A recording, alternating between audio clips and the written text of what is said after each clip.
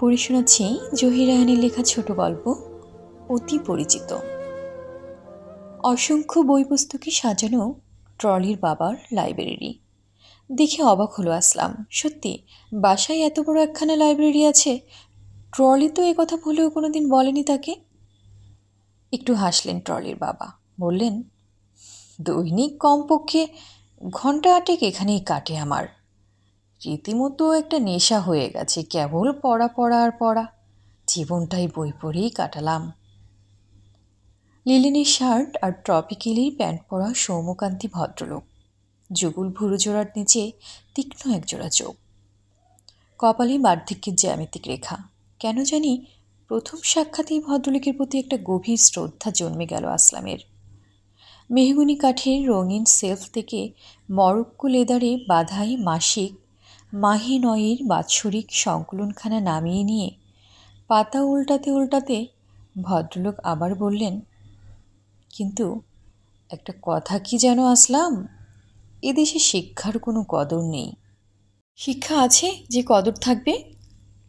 বাবার মুখের কথা কেড়ে নিয়ে ওপাশ থেকে উত্তর করল ট্রলি।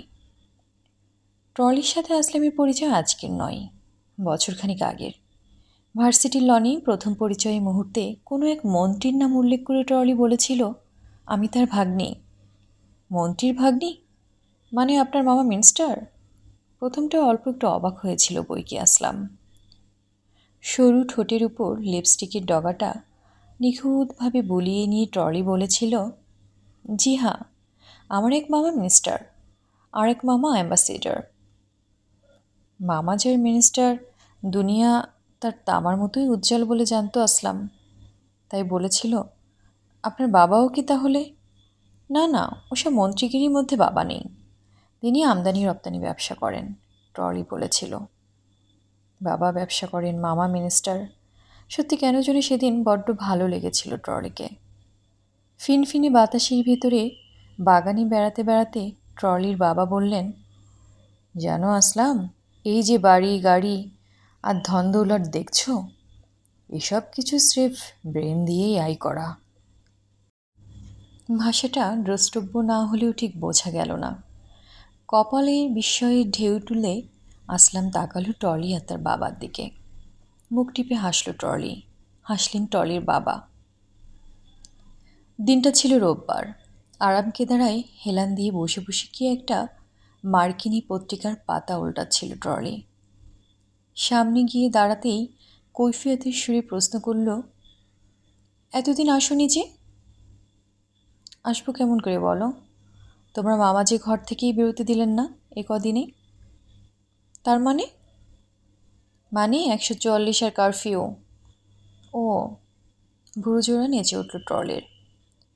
হঠাৎ বলে উঠল আসলাম, আচ্ছা ট্রলি, তুমি বলো, এতগুলো নিরীহ ছেলেকে গুলি করে মারা কি উচিত হয়েছে? কি বললে? বই থেকে মুখ তুলল ট্রলি। ওই গুলি ছোড়ার কথা বলছিলাম। তুমি কি কোনো খোঁজখবর রাখো না ট্রলি? রাখি, মাথা দুলিয়ে বলল ট্রলি। যদি বলি গুলি ছোড়াটা ন্যায়সঙ্গত হয়েছে তাহলে? হ্যাঁ, তাহলে? দোরগোড়া থেকে গম্ভীর গলায় বললেন ট্রলির বাবা। আসলে কি জানো আসলাম, এদেশের ছেলেমেয়েগুলো সব গোল্লায় গেছে, উচ্ছনে গেছে সব।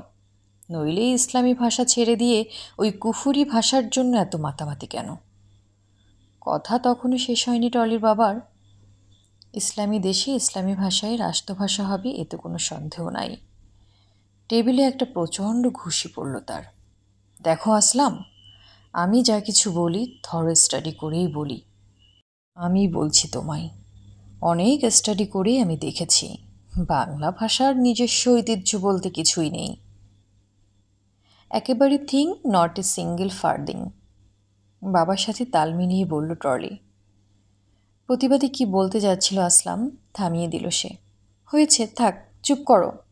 তোমার মাথায় শয়তান বাসা করেছে, ওগুলো তাড়াতে হবে। ওঠো, উপরে চলো। টেনে তাকে উপরে নিয়ে এলো ট্রলি। বসো। জোর করে চেপে বসিয়ে দিল চেয়ারের উপর। তারপর বৈদ্যুতিক পাখাটাকে ঘুরিয়ে দিয়ে কাছে এসে দাঁড়ালো সে। মাথার এলোমেলো চুলের ভিতর পরম আদরে ওর নরম আঙুলগুলোকে বুলিয়ে দিয়ে ট্রলি বলল, তুমি এরকমটি হবে তা আমি কোনো দিন ভাবতে পারিনি আসলাম। ঠোঁটের কোণে এক টুকরো করুণ হাসি ট্রলির। ট্রলির বাবার পুরনো চাকরির সাথে আলাপ হলো বৈঠকখানায়। ওকে দেখে কেন যেন জর্জ বার্নার্ডশোর কথা মনে পড়ে গেল আসলামের। সুদূর বিলেতের মৃত বার্নার্ডশোর সাথে অদূর রমনার এই বুড়ো ভৃত্যের আকৃতিতে সামঞ্জস্য সত্যি বড় অদ্ভুত ব্যাপার।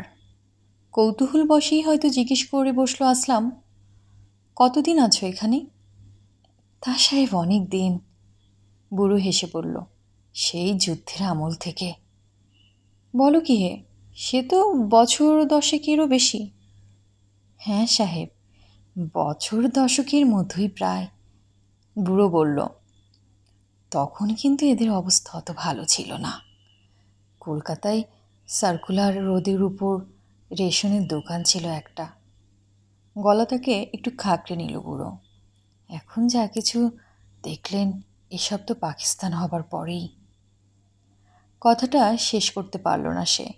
ভিতর থেকে ট্রলির ডাক পড়তেই ভিতরে চলে গেল। দীর্ঘ অনুপস্থিতির পর ভার্সিটির লনে আবার দেখা হলো ট্রলির সাথে। কেমন আছো ট্রলি? জিজ্ঞেস করলো আসলাম। এই একরকম, ট্রলি বলল। আগামী মাসে বিলেত যাচ্ছি। কেন হঠাৎ? ট্রলি বলল, তুমি তো জানো মেজো আপা ওখানেই আছেন, তার বাসায় কিছুদিন বেড়াবো, তারপর সেখান থেকে যাব ক্যালিফোর্নিয়াতে বড় আপার কাছে। ফিরছো কখন? বলতে পারছি না সঠিক। টানা চোখের ভুরুজোড়া নেচে উঠল ট্রলির। বলল, বড় আপা গিয়ে আর ফেরেননি, ওখানেই বাসাবাড়ি করে রয়ে গেছেন। মেজো আপার অবস্থাও প্রায় সেরকম হতে চলেছে, আমারও হয়তো। কথাটা শেষ করলো না ট্রলি। কেন যেন হঠাৎ থেমে গেল। কিছুক্ষণ নীরব থেকে বলল, সময় করে একবার বাসায় এসো, তোমার সাথে একটা জরুরি কথা আছে। আরেকদিন কি একটা কাজে রাস্তায় বেরিয়েছিল আসলাম। পিছন থেকে ট্রলির কণ্ঠস্বর শুনে ফিরে দাঁড়ালো। কেডিলাকের হুইল ধরে বসে আছে ট্রলি। কাছে আসতেই বলল, খবরটা নিশ্চয়ই শুনেছ? কোন খবর? অবাক হয়ে প্রশ্ন করল সে। কেন, আজকে কাগজ পড়নি? ট্রলি অবাক হলো। না, এখনো পড়িনি। পড়নি? তাহলে মোটরে ওঠো, একটু অবাক করে দিই তোমায়। জোরে হেসে উঠল ট্রলি। বাসার সামনে অসংখ্য মোটরের সার দেখে সত্যি অবাক হয়ে হলো আসলাম। বলল, কি ব্যাপার ট্রলি? বুঝতে পারছো না কিছু? ট্রলির চোখে রহস্যঘন হাসি। ট্রলি হেসে বলল, বাবা শিগগিরই সেন্ট্রাল এডুকেশন বিভাগের বড় কর্তা হয়ে যাচ্ছেন, বুঝলে? ও তাই নাকি? হ্যাঁ তাই, ট্রলি বলল। তোমাদের পছন্দ হবে তো? নিশ্চয়ই হবে, তার মতো ইন্টেলেকচুয়াল লোক। কথাটা কেন যেন গলায় আটকে গেল। ঠোঁটের কোণে তৃপ্তির হাসি হেসে ট্রলি বলল, একটা দরখাস্ত লিখে রেখে তো আসলাম, বাবার একজন প্রাইভেট সেক্রেটারি দরকার হতে পারে, আমি তোমায় রিকমেন্ড করে দিয়ে যাব, বুঝলে? মোটর থেকে নামতেই ট্রলির বাবাকে দেখা গেল। বন্ধু বান্ধব নিয়ে ভীষণ ব্যস্ত তিনি, তাই হয়তো আসলামের উপস্থিতি তার চোখে ঘেরা চশমায় ধরা পড়ল না। ট্রলি বলল, লাইব্রেরিতে গিয়ে বসো তুমি, আমি একটা কাজ সেরে আসি, কেমন? বলে উপরে চলে গেল সে। সেলফ থেকে একটা বই নামিয়ে পড়তে বসলো আসলাম। রবি ঠাকুরের গীতাঞ্জলির ইংরেজি অনুবাদ। কে আসলাম? ট্রলির বাবার চমকে ওঠা কণ্ঠস্বরে বই থেকে মুখ তুলে তাকালো সে। কখন এলে তুমি? উচ্ছ্বাসিত গলায় জিজ্ঞেস করলেন ট্রলির বাবা। এই তো মিনিট 15 আগে, ধরা গলায় উত্তর দিল আসলাম। কি পড়ছো ওটা? আরও কাছে এগিয়ে এলেন তিনি।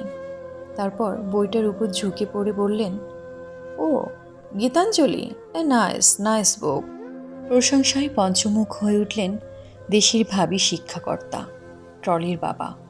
বললেন, গীতাঞ্জলি, ওহ চমৎকার বই, মিল্টনের একখানা শ্রেষ্ঠ উপন্যাস। অনেক ধন্যবাদ এতক্ষণ আমার সঙ্গে থাকার জন্য। আর আমার গল্প পড়া যদি আপনাদের ভালো লাগে তবে আমার চ্যানেলটি সাবস্ক্রাইব করবেন। বাই।